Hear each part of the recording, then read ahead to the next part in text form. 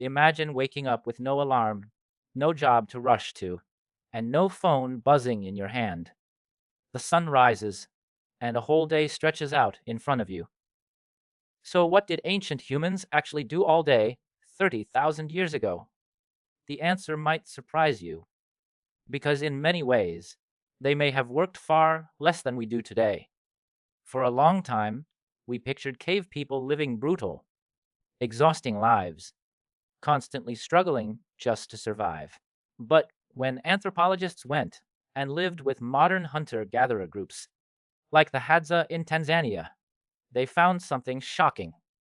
On average, these people spent only about 4 to 6 hours a day getting food.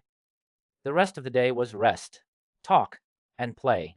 One famous anthropologist even called hunter gatherers the original affluent society, not because they had a lot of things, but because they had something we are desperately short on today: free time.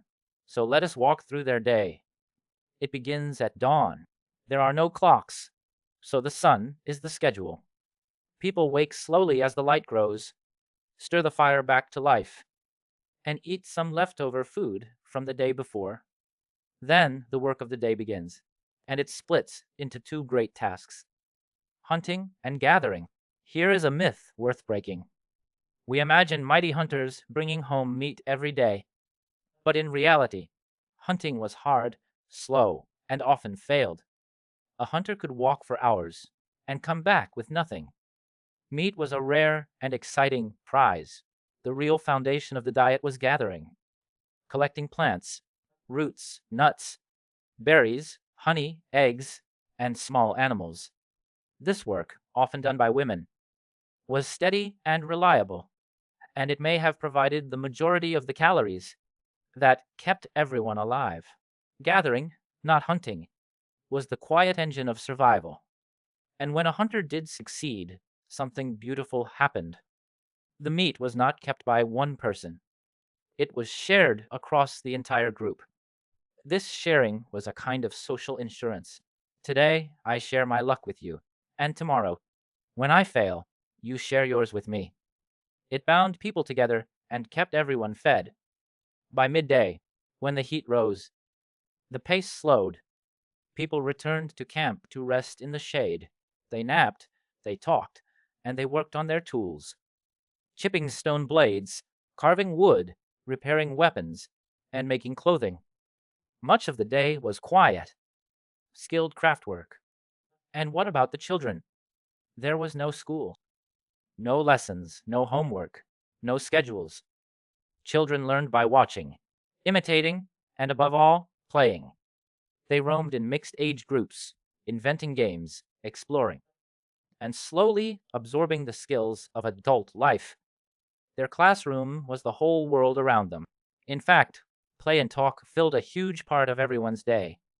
People groomed each other, told stories, made music, and simply sat together. Social life was not squeezed into evenings and weekends. It was woven through the entire day. But do not mistake this for an easy life.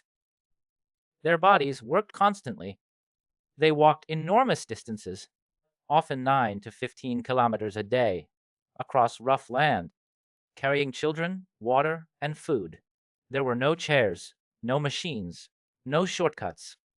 This is why ancient humans were lean, tough, and remarkably strong. Their fitness was not a hobby, it was simply their life. And crucially, there were no bosses and no fixed hours. Their day was task oriented, not time oriented. You did a job until it was done. Then you stopped. Nobody watched a clock. Nobody worked just to look busy. When the food was gathered and the tools were mended, the day was yours. As the afternoon faded, attention turned back toward the night. People collected firewood, carried water, and drifted back to camp.